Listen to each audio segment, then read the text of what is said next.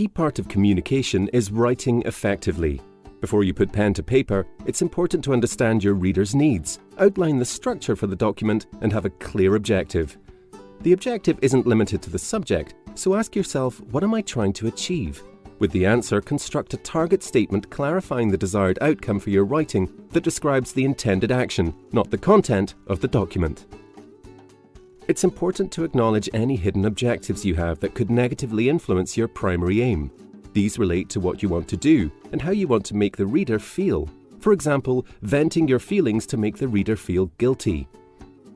Who's the reader and what are they looking for? Tailoring your writing to the reader's needs is one way to make it effective, although it's not always possible when writing to a large group. You need to understand your reader's knowledge level, attitudes, and preferences, which can be achieved by identifying their background. Generally, the higher a person's managerial level, the more their interests move away from the technical how to the commercial why. It's important that your document is structured in a way that makes it easy to follow, as the most common cause of ineffective writing is poor structure. To form your structure, list all the points you want to make and sort them into groups under key headings, which are then arranged into a logical order based on how you want to present them to the reader. Your writing should always have a beginning, a middle, and an end. The introduction should inform the reader of the subject and its relevance to them.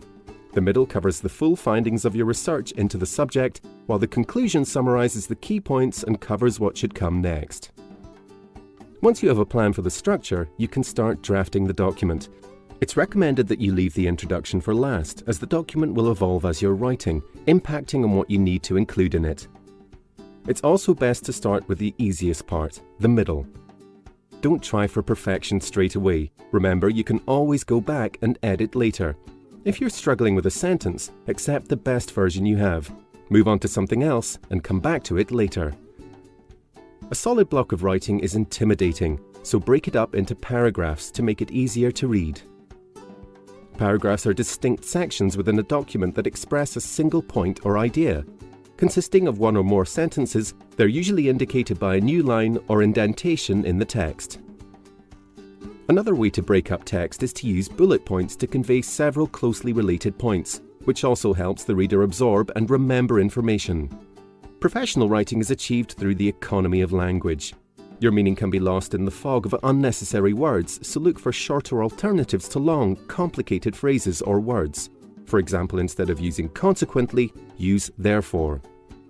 If you're required to express emotion or take personal responsibility in the document, use I. However, if you're stating policy or organizational responsibility, use we. What about editing?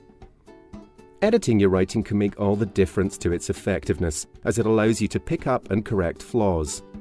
It's best to leave the document alone, preferably overnight, before editing it, as the distance will allow you to look at it from a fresh perspective.